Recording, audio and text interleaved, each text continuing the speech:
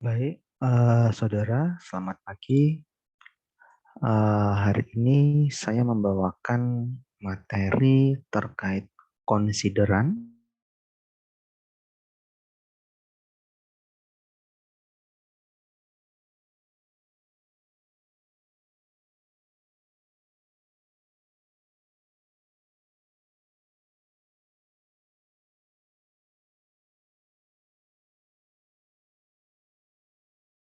terkait dengan hasil data.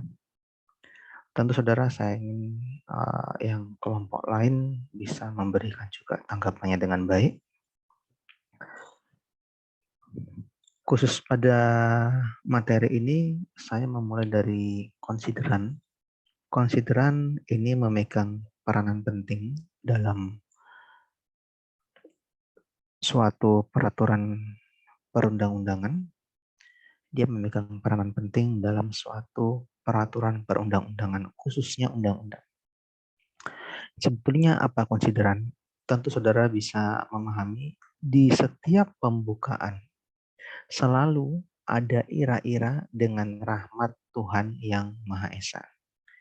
Esensi dengan rahmat Tuhan yang Maha Esa ingin menunjukkan bahwa segala sesuatunya bentuk pertanggungjawaban dalam peraturan perundang-undangan itu tujuannya ketika itu mengatur untuk kemaslahatan umat manusia, ketika itu dibuat untuk mengatur tentang penyelamatan lingkungan, penyelamatan hewan, tetapi dilakukan dengan menyandarkan diri kepada Tuhan yang Maha Esa. Saudara, perlu diketahui di sini bahwa setelah ada kata-kata dengan rahmat Tuhan yang Maha Esa, dilanjutkan dengan Presiden Republik Indonesia. Menimbang atau seringkali disebut sebagai konsideran. Menimbang atau seringkali disebut sebagai considerance. Tentu saudara nanti akan saya share mengenai modulnya. Silakan saudara bisa cermati. Konsideran dalam hal ini saya tidak menggunakan banyak, tapi saya menggunakan satu persatu agar bisa memenuhi landasan dari setiap masing-masing konsideran. Saudara, yang pertama ada huruf A titik bahwa titik koma, B titik bahwa titik koma, kemudian C titik bahwa berdasarkan. Kemudian dilanjutkan dengan kata-kata mengingat atau seringkali disebut sebagai dasar hukum dengan persetujuan bersama DPR RI dan Presiden RI memutuskan menetapkan. Jadi ini adalah satu kesatuan yang saudara wajib buat untuk kita langsung ke tahap berikutnya. Nah, saudara, dalam konsideran, ketika kita melihat undang-undang, peraturan presiden, peraturan daerah, boleh memuat beberapa pertimbangan. Alasannya karena sifatnya umum.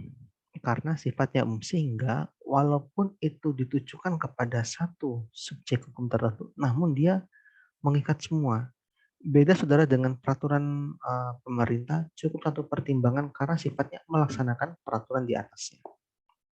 Khusus yang UU, Perpres, Perda, wajib membuat landasan filosofis, sosiologis, dan yuridis. Nah, saudara, ada beberapa hal yang wajib kita ketahui mengacu pada Undang-Undang 13 2022 tentang perubahan kedua atas Undang-Undang 12 2011 tentang pembentukan perundang-undangan. Dikatakan bahwa landasan filosofis itu mempertimbangkan pandangan hidup, kesadaran, dan cita hukum yang meliputi suasana kebatinan serta falsafah bangsa Indonesia yang bersumber dari Pancasila dan pembentukan dan pembukaan UUD NRI tahun 1945. Unsur filosofis paling banyak terdiri dari dua konsideran termasuk yang mengandung historis. Jadi saudara, di undang-undang khususnya ketika saudara melihat bagian konsideran huruf A, itu adalah alasan utama kenapa undang-undang itu muncul. Kenapa undang-undang itu muncul? Tentu saudara seperti yang pernah kita diskusikan yang lalu bahwa saudara harus memusatkan diri ketika membuat rancangan undang-undang kepada Pancasila dan pembukaan Undang-Undang Dasar Negara Republik Indonesia tahun 1945. Tapi kalau mengacu pada Undang-Undang RI nomor 13 2022, saudara perhatikan di sini. Unsur filosofis paling banyak terdiri dari dua konsideran, maksudnya terdiri dari dua. Namun saudara kalau melihat makna landasan filosofis itu harusnya satu. Saya secara pribadi mengatakan bahwa tidak tepat dua. Kenapa? Karena alasan utama kenapa undang-undang itu muncul adalah satu. Sementara nanti landasan lainnya adalah alasan pendukung. Landasan filosofis seringkali disebut sebagai hakikat, seringkali juga disebut sebagai ontologi. Kenapa undang-undang itu kok muncul? Jadi kalau yang di Undang-Undang 13 2022 rupanya mengandung historis juga. Jadi kenapa yang pertama, kenapa kok muncul dan diceritakan sejarahnya. Padahal kalau kita mau lihat secara langsung, histori umumnya terlihat di penjelasan umum suatu undang-undang di bagian belakang. Landasan sosiologis memenuhi kebutuhan masyarakat dalam berbagai aspek. Unsur sosiologis paling banyak terdiri dari dua konsideran. Artinya apa, saudara? Berdasarkan hasil wawancara, hasil survei yang telah saudara lakukan, landasan sosiologis inilah tercermin di situ. Artinya apa? Apa yang diinginkan masyarakat sebetulnya? Saudara tulis dalam landasan sosiologis. Memenuhi kebutuhan masyarakat dalam berbagai aspek. Unsur sosiologis paling banyak terdiri dari dua konsideran. Landasan yuridis saudara mengatasi permasalahan hukum atau mengisi kekosongan hukum dengan mempertimbangkan aturan yang telah ada yang akan diubah atau yang akan dicabut guna menjamin kepastian hukum dan rasa keadilan masyarakat. Unsur yuridis saudara paling banyak terdiri dari dua konsideran. Sebetulnya kenapa saudara kok diatur? Kalau dulu tidak diatur saudara, diatur mengapa kok harus dua konsideran, yang filosofis, sosiologis harus dua konsideran, yuridis harus dua konsideran. Karena seringkali ketika membuat undang-undang yang lalu-lalu pemerintah tidak memiliki kejelasan. Artinya apa? Kadangkala di huruf A itu masuk landasan sosiologis. Berbicara tentang apa yang dibutuhkan oleh masyarakat. Bagaimana fakta di masyarakat. Keadaan empiris masyarakat. Akhirnya tercampur saudara. Yang secara peraturan perundang-undangan, secara perancangan peraturan perundang-undangan tepat yang awal adalah landasan filosofis. Kenapa? Karena segala hal itu harus diawali dengan kenapa. Kenapa kok begitu? Itulah disebut sebagai landasan filosofis. Landasan sosiologis terdiri dari pemikiran-pemikiran apa yang saudara dapatkan di masyarakat. Sementara yuridis untuk mendukung legalnya. Ini saudara, ada yang baru.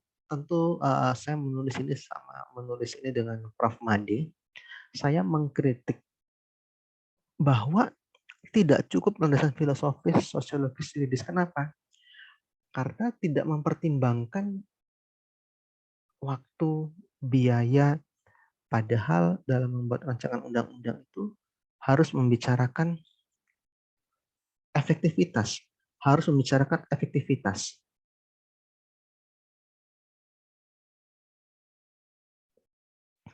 Sehingga saudara nanti saya share filenya ini ya. Sehingga saya mengatakan bahwa setelah landasan yuridis ada landasan ekonomis. Landasan ekonomis saudara tidak bisa diterapkan dalam seluruh undang-undang, tetapi diterapkan dalam undang-undang yang bersifat khusus. Dengan penerapan demikian, unsur ekonomis akan lebih sesuai dengan pemikiran John Locke dan John Stuart Mill. Unsur ekonomis dalam undang-undang juga sesuai dengan pasal 5. Untuk saudara, tulisan ini saya buat waktu masih berlakunya Undang-Undang Nomor 12 tahun 2011 sampai sekarang memang masih berlaku tapi ada perubahan. Saya mengatakan bahwa unsur ekonomis ini penting. Kenapa? Karena walaupun rancangan undang-undang itu bagus, tapi kalau memakan waktu yang lama, berbulan-bulan, bertahun-tahun, tidak memiliki guna lagi. tidak sesuai dengan apa yang tertulis dalam landasan filosofis. Artinya apa? Unsur ekonomis juga menjadi penting, menjadi hal yang harus diutarakan bahwa undang-undang ini nilai ekonomisnya tinggi atau rendah. Ini menarik, saudara. Ini saya berikan filenya ya. Kemudian, saudara, ini ada beberapa contoh. Konsideran peraturan perundang-undangan yang melaksanakan perintah atau menjalankan peraturan perundang-undangan yang menggunakan metode omnibus. Cukup memuat satu.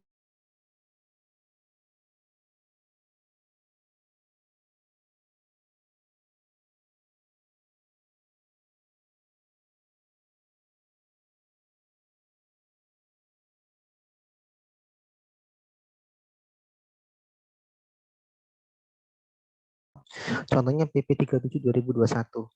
Menimbangnya, landasan filosofisnya, dia langsung bahwa untuk melaksanakan itu sudah jelas.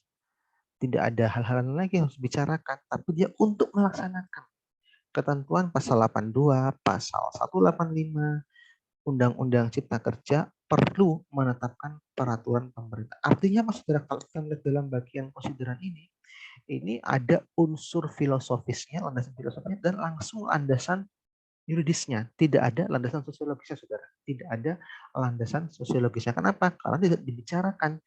Kita tidak mengetahui apa sih yang terjadi dalam masyarakat, tidak diutarakan bagi pembuat peraturan pemerintah nomor 37 tahun 2021 ini. Ini, saudara, adalah contoh-contoh lainnya, misalnya Undang-Undang 5 2021 tentang pengesahan perjanjian antara Republik Indonesia dan Federasi Rusia tentang bantuan hukum timbal balik dalam masalah pidana, atau Treaty between the Republic of Indonesia and the Russia Federation of Mutual Legal Assistance in Criminal Matter. Saudara perhatikan di sini, landasan filosofisnya ada di huruf A. Ketika kita melihat secara langsung bahwa dalam rangka mewujudkan tujuan negara Republik Indonesia untuk melindungi segenap bangsa Indonesia dan seluruh tumpah darah Indonesia, memajukan kesejahteraan umum, mencerdaskan kehidupan bangsa, dan ikut melaksanakan ketertiban dunia yang berdasarkan kemerdekaan, perdamaian abadi, dan keadilan sosial, pemerintah Republik Indonesia sebagai bagian dari masyarakat internasional melakukan hubungan dan kerjasama internasional yang diberikan dalam perjanjian internasional. Artinya, Pak saudara-saudara bisa lihat, memang ini sangat jelas sekali. Dia diawali dengan tujuan negara yang tercermin dalam alinea keempat Undang-Undang Dasar ya. Negara Republik Indonesia tahun 1945, dijelaskan semua isinya, barulah dia mengatakan pemerintah Republik Indonesia sebagai, artinya memberikan klaim sendiri bahwa kita sebagai bagian dari masyarakat internasional melakukan hubungan dan kerjasama internasional yang diwujudkan dalam perjanjian internasional. Ini, saudara, adalah landasan filosofis. Tetapi sebenarnya kata kuncinya ada di tujuan negara tersebut apa. Jadi apa sih tujuan negara tersebut? Saudara perhatikan lagi yang B, bahwa perkembangan ilmu, pengetahuan, dan teknologi terutama di bidang transportasi, komunikasi, dan informasi selain mempunyai dampak positif juga mempunyai dampak negatif. Antara lain timbulnya tindak pidana tidak lagi mengenal batas jurisdiksi suatu negara. Ini, saudara, adalah landasan sosiologis. Kenapa? Terlihat dari ada kata kunci bahwa timbulnya tindak pidana yang tidak lagi mengenal batas jurisdiksi suatu negara. Artinya apa? Mereka kenapa kok bisa membicarakan begini? Karena mereka sudah pasti punya data. Sehingga dapat disimpulkan bahwa mereka berani memberikan konklusi atau kesimpulan antara lain timbulnya tindak pidana yang tidak lagi mengenal batas jurisdiksi. Kemudian yang C adalah landasan yuridis, yang D adalah landasan yuridis. Bahwa berdasarkan pertimbangan sebagaimana huruf A, B, dan C perlu membentuk undang-undang tentang pengesahan dan seterusnya ya. Jadi ini adalah hal yang menarik ya. Contoh lain saudara, ini Undang-Undang 10 2020 tentang biaya materai. Di sini dikatakan bahwa landasan filosofisnya untuk meningkatkan peran serta masyarakat sebagai perwujudan pelaksanaan kewajiban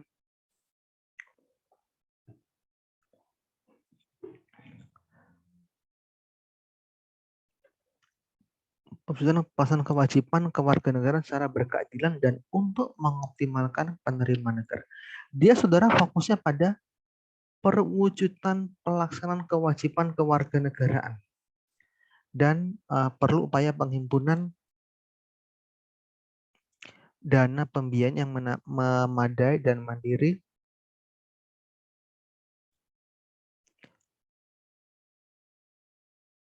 untuk melaksanakan pembangunan nasional. Nah, di sini saudara, walaupun sebetulnya kalau kita lihat di kalimat pertama, untuk meningkatkan peran serta masyarakat, ini sebenarnya bagian dari landasan sosiologis.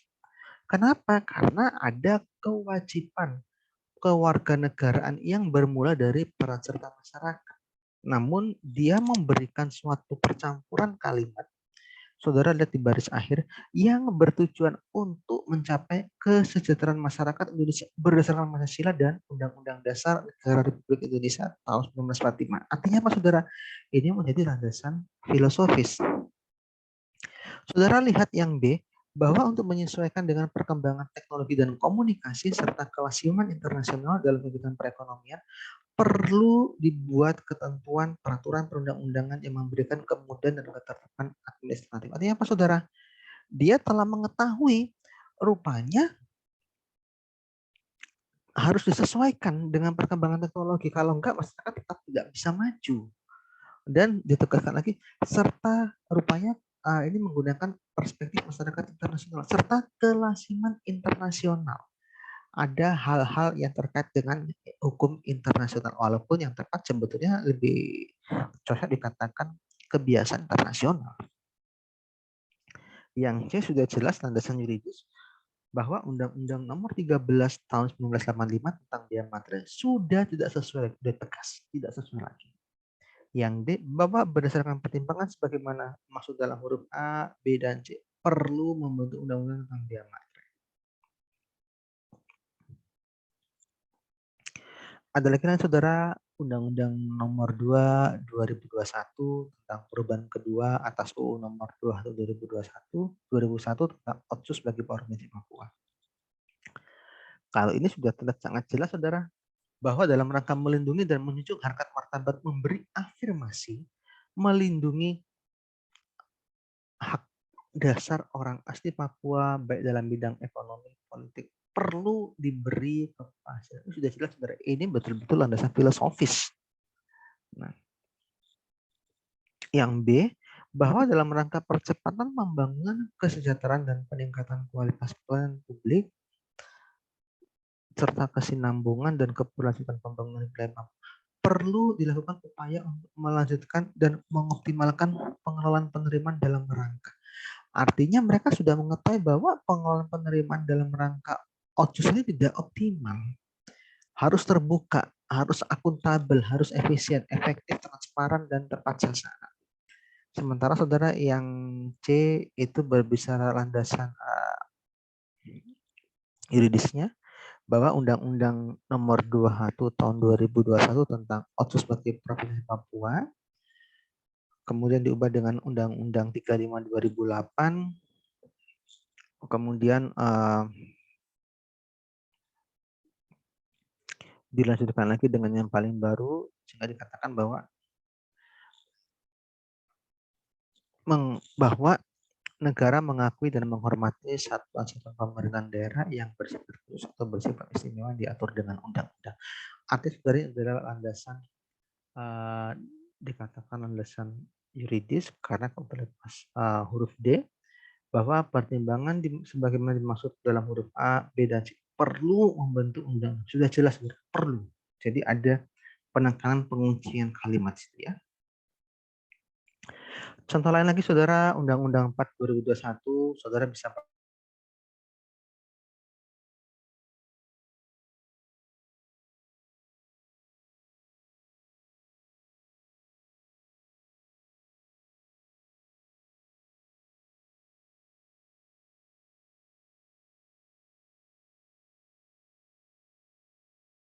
nasional di bidang ekonomi dalam rangka memajukan kesejahteraan umum sebagaimana tercantum dalam pembukaan undang-undang.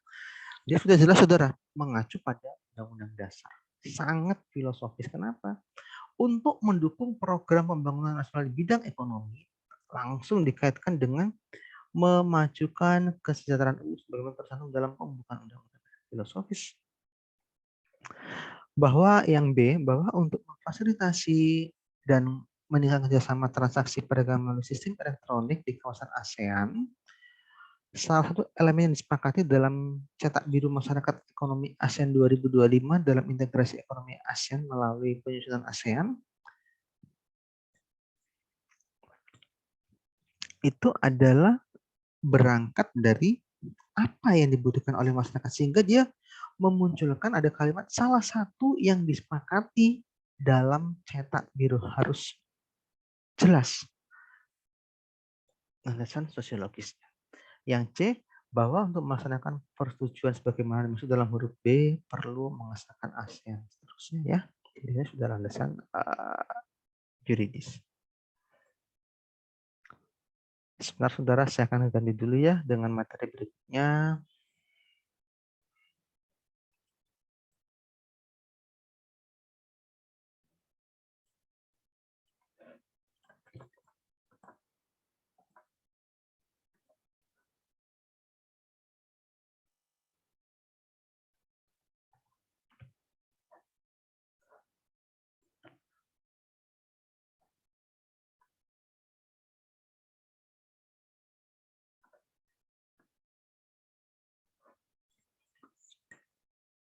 Tadi konsideran saudara, sekarang saya masuk ke diktum. Diktum juga ini sebenarnya standar sekali isinya.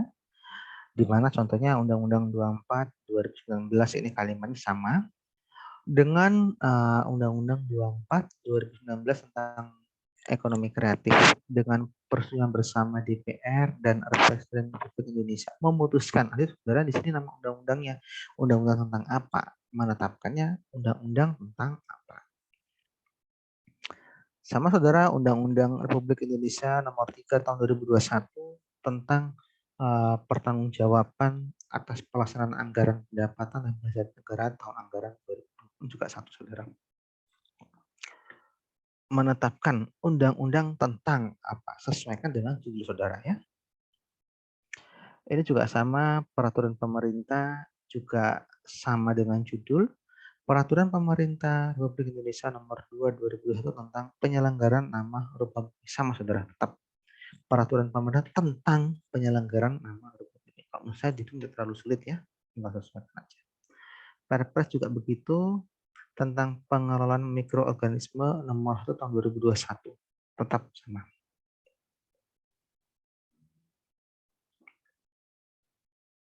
Ini juga sama. Sudah diubah dengan UU nomor 7 tahun 2021 tentang harmonisasi peraturan perpajakan. Di sini juga terlihat jelas ya, PP. Ada satu landasan yuridis.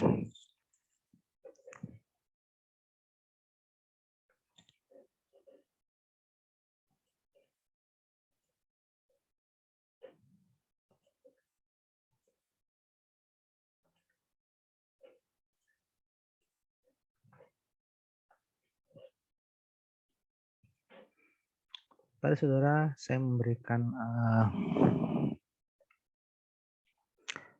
mengenai landasan filosofis, sosiologis, dan yuridis. Berikutnya saudara adalah ketentuan umum. Namun saudara, ketentuan umum ini belum nanti saudara lakukan ya, nanti saudara lakukan sampai ketentuan umum. Di sini kita melihat sebetulnya apa sih makna ketentuan umum? Ketentuan umum saudara ada di pasal 1.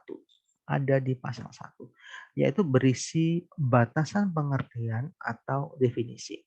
Berisi juga singkatan atau akronim yang dituangkan dalam batasan pengertian atau definisi. Yang lain saudara, hal-hal lain yang bersifat umum yang berlaku bagi pasal atau beberapa pasal berikutnya antara lain ketentuan yang mencerminkan asas, Maksud dan tujuan dapat dirumuskan dalam bab ketentuan umum atau bab tersendiri. Jadi saudara kita sini berbicarakan pasal satunya, ketentuan umum. Tentu saudara harus kita awali dari batasan pengertian. Batasan pengertian adalah siapa yang nantinya melaksanakan undang-undang saudara, tetapi yang ditulis dalam batasan pengertian adalah artinya. Misalnya menteri. Menteri adalah menteri yang menyelenggarakan urusan pemerintahan di bidang keuangan. Pemerintah daerah adalah bupati dan perangkat daerah sebagai unsur penyelenggaraan pemerintahan daerah kabupaten. Ini contoh saudara ya. Tadi saudara adalah batasan. Batasan itu adalah orang yang melaksanakan siapa, lembaganya melaksanakan siapa. Tentu saudara dari paling batasan itu disesuaikan dengan rancangan undang-undang saudara. Jangan sampai misalnya saudara merancang undang-undang tentang pariwisata, tapi batasan saudara pertama menteri yang saudara tunjuk menteri olahraga. Tidak sesuai saudara. Jadi batasan pengertian itu adalah siapa yang melaksanakan. Hal ini berbeda saudara dengan definisi yang saudara memang wajib buat. Definisi itu adalah penjelasan secara lebih detail apa yang tertulis dalam pasal berikutnya, pada pasal berikutnya. Misalnya, pajak daerah selanjutnya disebut pajak. Berarti ada makna pajak daerah, ada makna pajak. Di sini saudara dikatakan definisi ini harus spesifik. Dia bisa berisi akronim dan arti-arti yang memang saudara ulas. Sebagai contoh, ini definisinya tentang jalan. Tapi saudara tidak boleh hanya menulis jalan adalah, nggak bisa. Harus saudara tambah misalnya jalan dengan lebar sekian atau jalan di perumahan. Saudara jelaskan apa itu. Itu adalah bagian definisi saudara ya. Singkatan juga sama. Nanti saudara juga diperkenalkan buat singkatan. Misalnya saudara ada organisasi apa, dibuat singkatan atau perkumpulan boleh. BPK yang selanjutnya disingkat BPK adalah lembaga negara yang bertugas memeriksa pengelolaan dan pertanggungjawaban keuangan negara sebagaimana dimaksud dalam UUD RI 1945. Artinya saudara di sini juga ada singkatan-singkatan seperti sistem pengendalian intern pemerintah dan lain sebagainya. Akronim saudara itu juga singkatan fasilitas pelayanan kesehatan yang menyelenggarakan. Jadi saudara di sini dikatakan bahwa selain singkatan dia juga dijelaskan. Dia juga dijelaskan apa sih maksudnya. Penting saudara, di setiap undang-undang umumnya undang-undang perubahan atas, undang-undang penetapan Perpu pada penjelasan pasal 1 selalu tertulis cukup jelas. Hal ini juga terkait dengan perbedaan penafsiran terhadap terjemahannya ya. Jadi ada hal yang tidak perlu dijelaskan, ada hal yang memang tidak bisa dijelaskan. Baik saudara, saya pikir ini diskusi atau paparan online saya. Nanti saudara berarti untuk pertemuan berikutnya saudara sudah mengumpulkan rancangan undang-undangnya sampai pada pasal 1 dan tolong dilengkapi adanya seperti teman saudara, adanya RUU-nya dan perbandingannya hasil wawancara. Jadi silakan saudara buat sampai pasal 1 saja. Saya berikan contoh modulnya biar saudara bisa menyesuaikan dengan baik.